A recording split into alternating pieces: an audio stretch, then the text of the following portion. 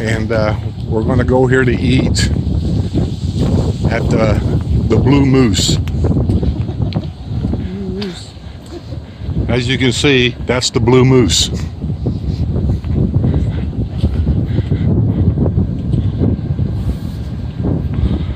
Never been here, but my granddaughter said this is the best place in town to go.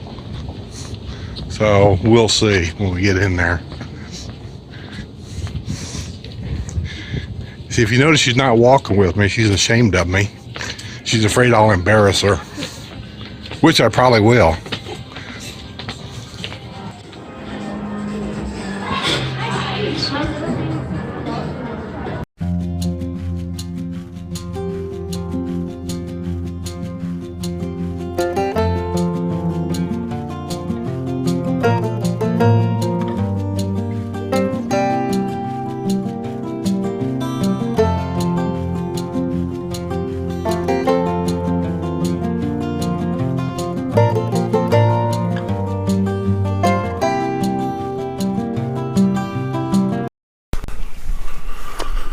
Okay, we're kind of driving around Grand Forks.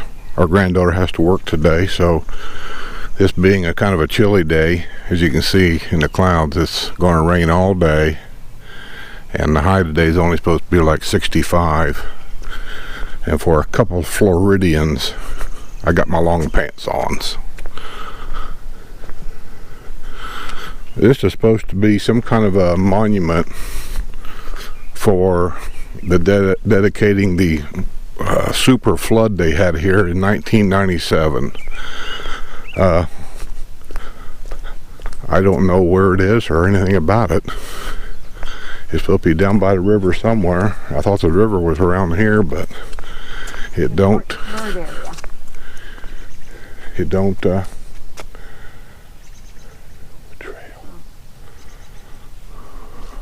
Recognized for their outstanding value to bird conservation. I'm in Grand Forks, North Dakota. When you cross the river, it becomes East Grand Forks, Minnesota. The interesting thing I found so far by cruising around town on this rainy, and it's raining now. I don't know if you can see it or not, but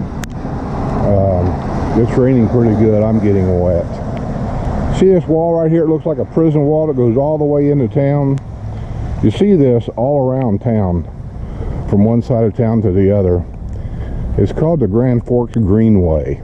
And this, after the great 1997 flood, from the history that I've learned here, it was built all around town to protect the town. And as you can see, something goes in there. I'm not sure exactly how they do it, but the water can rise quite high and not get into town and cause any damage. There's a memorial built uptown. You got to walk down to the river. Minnesota River, I don't know. There's a river for the great flood of 1997. From all the way down there, as you can see, it had to fill this whole valley up, get all the way up to here. And then after the great flood of 1997, the town and I'm sure the government and the Army Corps of Engineers all got involved with it. See that wall? That literally goes all the way around town to protect this town. And where there's not a wall, there's an embankment built, and then of course over there you see the wall take off again. See that building? That's a pump station. There are several of those out there. And I'm not going to drive all around this thing, but I've seen a lot of it. I don't know what that building is. Nice looking building though. But yeah, Grand Forks, North Dakota, the great flood of 1997. It must have been a doozy. I've had a couple of problems in houses with floods, so I can relate to these people having a problem with this water and the town. Water is something that's hard to contend with. Anybody out there that's had flooding problems in a piece of property you've had, you know what I'm talking about. It's rough, and it can just devastate a family. It can devastate a house, devastate your lives, just turn them upside down. With this wall, it looks like a prison wall. I hope my camera catches all this, because I'm out here walking around in the rain to get these pictures. You can see it way down there, I hope. Way down there. Goes all the way around town. It's amazing. I have no idea how much any of this would have cost, but it's amazing. But the town seems to be protected now. And I'll show you how some of these floodgates work. Truthfully, I don't know how they work, but I'm going to show you what it is. Somebody out there, I'm sure, will know exactly how this works. Here's the floodgate. It goes in that notch right there. And on the other side, it goes in that notch.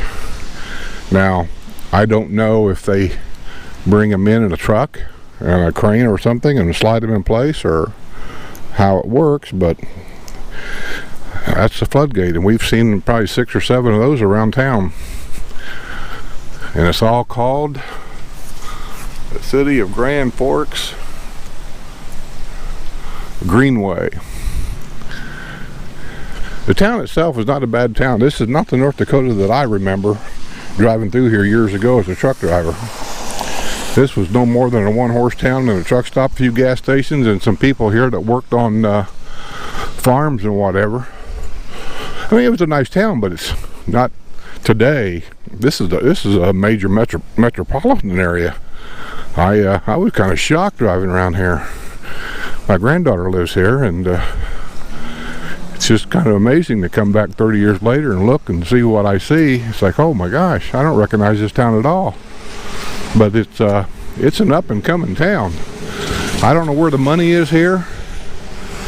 I don't know who's making the money, but you can drive around town and see all the new houses they're building everywhere, and the big businesses and shopping centers and everything else that they're building around here. There's money in this town somewhere. So let's move on. Well, we decided to stop and eat. Look at this weather. 87 degrees and sunny here yesterday.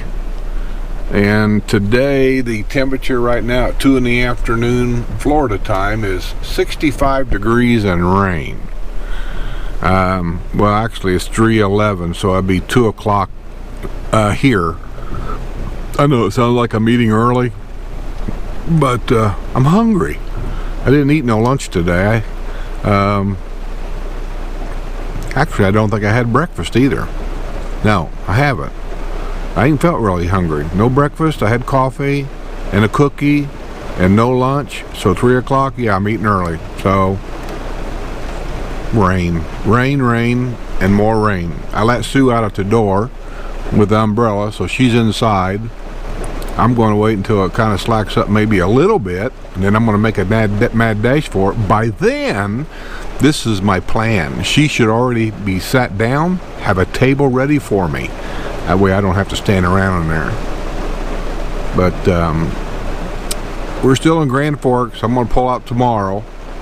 I'm going to start heading west and go toward the Theodore Roosevelt National Park and a town over there called, I think, Medora.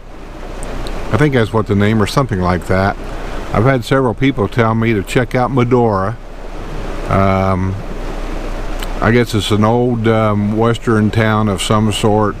I hope it ain't nothing like in Arizona. Can't remember that town we was at. It's just a big tourist trap. People putting on gunfights in the street and things like that. I'm really not interested in that kind of thing. So anyway, we're going to go to Medora and see what it is, and then from there going to the national park. I'll probably spend a day or two there at a hotel if I can find one. This being tourist time of the year, it might be a bit difficult. And then from there I'm going to go straight south to the Badlands. It's in South Dakota. And then from the Badlands I'm going to mosey over to Mount Rushmore. And then from there, I don't know yet. Just kind of moseying around. Don't know what I'm going to do. Don't know where I'm going to go. So until then, I'm going to get out of here while it's raining. And I got a bunch of video I got to edit and cut and put things in, take things out, and all this and that. So we'll see what it is. We'll see what it is. Well, we're still traveling. We're still doing. We're still seeing. We're hanging in there. So until then, I'll see you all on the other side.